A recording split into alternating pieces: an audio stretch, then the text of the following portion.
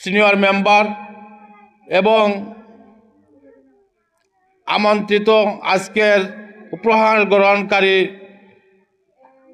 এই এলাকার আমার প্রাণের ভাই ও বোনেরা, প্রথমে আপনাদেরকে জানাই সালাম ও আদাব। আসসালামু আলাইকুম রহমতুল্লাহি ওয়া বারাকাতুহু। হিন্দু যারা আছে তাদের প্রতি রইল আদাব। মানবাধিকার অনুসন্ধান কল্যাণ সোসাইটি এই সংগঠনটি 2020 সালে গঠিত হয়েছিল আমার সহকর্মীদেরকে নিয়ে। আমি 2012 সাল থেকে মানবাধিকার সংগঠনের সাথে জড়িত। সেই হিসাবে 2020 সালে এই সংগঠনটি গঠন করেছি। 2020 সাল থেকে এই পর্যন্ত আমি শত শত এই অনুষ্ঠান, বিতরণী অনুষ্ঠান সব বিভিন্ন অনুষ্ঠান করে এসেছি। এটা আমি বারবার হয়তো বললে কীরকম লাগে, কিন্তু বলতে হয় এই কারণে, আমরা মানবাধিকার নাম করে শুধু ঘুরে বেড়ালে হলে চলবে না। মানবাধিকার বলতে মানুষের অধিকার আদায় করা, মানুষের পাশে থাকা, মানুষের কল্যাণে এগিয়ে আসা, এই হচ্ছে আমাদের মানবাধিকারের কাজ। আপনাদের সুখে দুঃখে আপনাদের পাশে থাকা হচ্ছে মানবাধিকারের কাজ।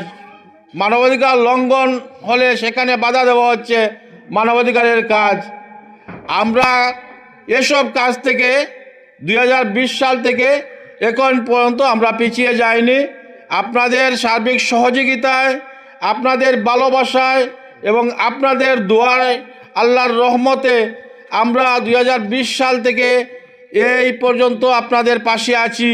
আগামীতে যদি আল্লাহ পাক তৌফিক দান করেন, আমরা সব সময় আপনাদের পাশে থাকব।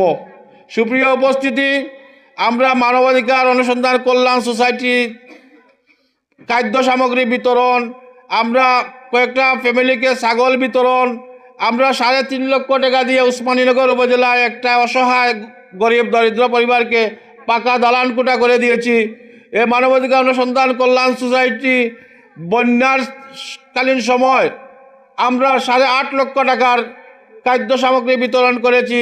আমরা তাহিরপুর উপজেলায়, আমরা সাতক উপজেলায়, জগন্নাথপুর উপজেলায়, সিলেট মহানগরীতে আমরা প্রায় 8.5 লক্ষ টাকার খাদ্য সামগ্রী বিতরণ করে আপনাদের পাশে থাকার চেষ্টা করেছি। আমরা করোনাকালীন সময় আমরা প্রায় 4.5 লক্ষ থেকে 5 লক্ষ টাকার খাদ্য সামগ্রী আমরা বিতরণ করেছি।